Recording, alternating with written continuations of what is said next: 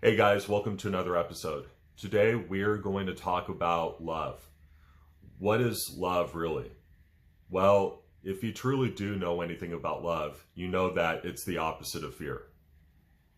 For those of you, especially, those who still identify as Christians and still go to church, it is mentioned quite a few times in the Bible that love is exactly that. It's the opposite of fear. But then, everything that's covered in the Old Testament and even some of the New Testament, where, if you really do serve God or worship God, or if you are really submitting to God, then you are fearing God, right? And that is why, as somebody who still has a close relationship with God and with Jesus, but without all the Christian dogma around it, or or being affiliated with Christianity whatsoever, it is the reason why that is written so many times in the Old Testament, and why it's always being the basis of how you were supposed to love God is to get people to live in this state of fear, right? If you beat somebody over the head multiple times about how if they don't read the Bible, or if they don't repent, or if they are not saved, that they are going to spend eternity in the lake of fire, i.e. hell, well then you've gotten people to do exactly what you wanted, right? You have scared the living shit out of them since the time that they were children. And so that's why, I was just thinking about this last night, actually, that that people, including members of my family, that have been told from the time that they were just little children, 6, 7, 8 years old, that if they do not submit, if they do not bow down, and if they do not read the Bible, and if they don't do X, Y, and Z, that they are going to go to hell. Man, that can cause years worth of psychological damage to somebody, to the point where if you're somebody like me who tries to convince them, not convince them, because you can't really convince anybody of the truth. The truth is what the truth is, right? If you're somebody like me who tries to talk, who talks to other people about it, assuming that they ask me about it, because usually, like, I'll wait until they ask me about it. I don't want to push my beliefs onto other people. I'll let them ask me about it, and I'll say, well, this whole concept of hell has really just been a weapon to get people to just live in this perpetual state of fear. That's all this really is. It's not love. It's not love coming from the true God.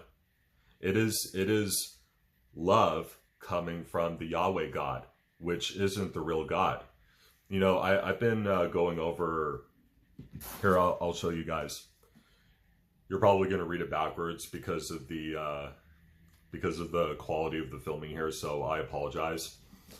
But I've been studying out of the Ethiopian Bible, which has 88 books. If you've studied any other version of the Bible, they only have 66 books. Except for the King James Version, which has 73. But this version specifically, which predates the King James Version, has the book of Enoch. Enoch 1 and 2. And it's crazy because the first book of Enoch has over 100 chapters. And it talks a lot about people that are chosen. It talks specifically about the fallen angels. It talks about Yahweh, and how Yahweh, or maybe I got this from somewhere else. I'm still studying it and going over it. But Yahweh actually is a worker of iniquity, which is another way of saying that that Yahweh serves Satan, right? Or some people might call Satan the negative energy force, or people call Satan darkness. Okay, but Yahweh is actually worker of iniquity for Satan. And Yahweh is the one telling people that, hey, you need to do this, you need to do that, you need to follow these rules, you need to follow these laws. Otherwise, you are going to suffer punishment. You are going to suffer, you are going to suffer the wrath of God. You are going to go to hell, right? And that is not at all what love really is. I mean, think about this. What a true loving God. And you know, the other thing that has never really made sense to me, like even over these last 30 years of being in the church, is that if God is all knowing, which God is all knowing, we all know that. If God really is the ruler of all and created the earth, created the heavens, right? Which the heavens is actually the five-dimensional reality. If God really did create all these things, why would God need people to serve God? Why would God be jealous? You know, that's often talked about in the Bible too, where God is a very jealous God. God is a very envious God. Doesn't that sound, you know, kind of a lot like what Satan would do, or what Yahweh would do, or what any of the fallen angels would do? Because a lot of who Satan is based around that jealousy, narcissism, ego. That's what Satan is. And it is the exact opposite of love. But never mind how love is taught in the church or taught by Christianity. Let's look at how love is being misconstrued in society as, you know, as these simple acts, right? Or the words that you say, right? Like someone might tell you, I love you a bunch of times, and will maybe say I love you a little bit too much to overcompensate for the fact that they're not really showing you that love the right way, right? That's why a lot of people, there's nothing wrong with saying I love you. I don't think there's anything wrong with that at all. The only problem that I see with saying I love you a bunch of times and overdoing it is overall just showing the insecurity that you know that the other person isn't really receiving your love the way that they deserve, and so that's why you keep saying I love you, I love you, I love you, I love you, I love you. You know that I love you, right? And you know, people often think that, you know, by trying to control somebody, or by worrying about them too much, or by praying for them, or by, you know, praying for protection over them, which there's nothing wrong with that either, because I definitely do that, you know, and I've definitely done that in the past, and I don't think there's anything wrong with it. Where it starts to get murky is where it starts to come from a place of neediness and desperation. That's where it starts to become a problem. It's you trying to control the other person. It is you trying to control the other the situation, right? That's why so many relationships fall apart. That's why so many marriages fall apart.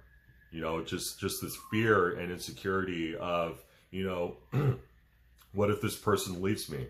What if this person cheats on me, right? And the only reason that you would even have that in the first place is because you have not yet done the inner work.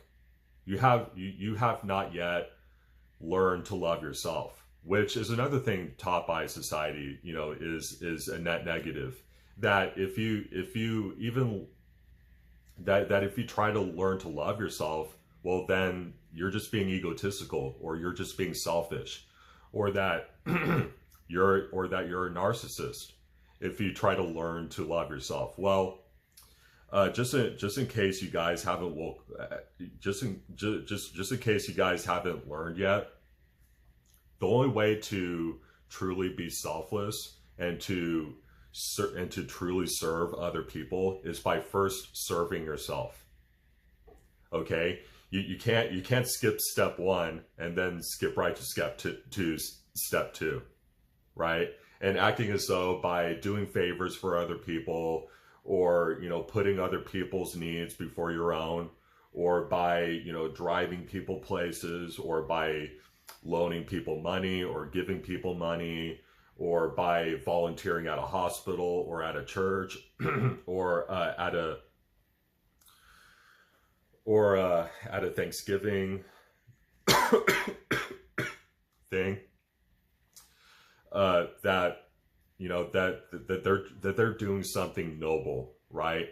They are being selfless, right? Meanwhile, they are completely ignoring their own needs. They are they are ignoring their own unmet needs from when they were a child, right? And most parents, whether they want to admit it or not, most parents, whether they want to admit it or not, have neglected their kids in some way, shape, or form. Now, it doesn't necessarily mean that they're bad parents. It doesn't necessarily mean that they hate their kids or what. That's not what I'm saying. What I'm saying is a lot of parents neglect their kids in some way, shape, or form because of the mass unconsciousness that continues to take over our society.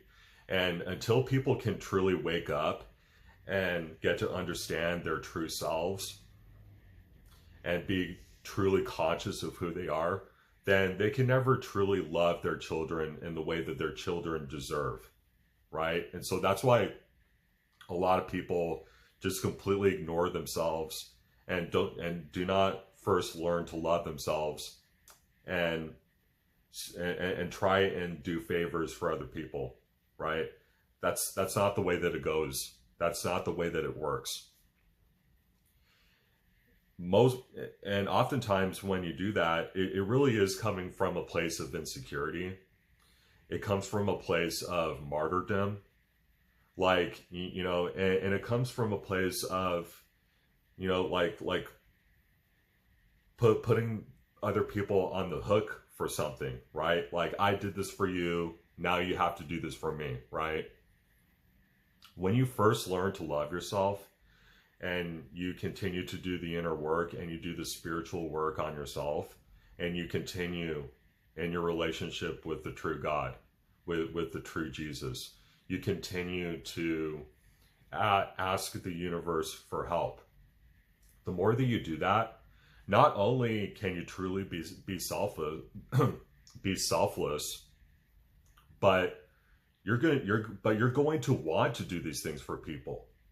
Like, literally, like you are naturally going to want to help and serve other people. It just becomes a byproduct of who you are on the inside, who you truly are. You want to do those things. You're not doing them because of some moral obligation. You're not doing them because that's just what you're supposed to do. You're not doing them because, you know, you're selfish and you think that by doing this favor or by doing something for somebody that somehow is just going to miraculously cure your selfishness. You're not doing it because of those reasons. You're doing it because you truly want to. You want to see other people happy. You want to see other people,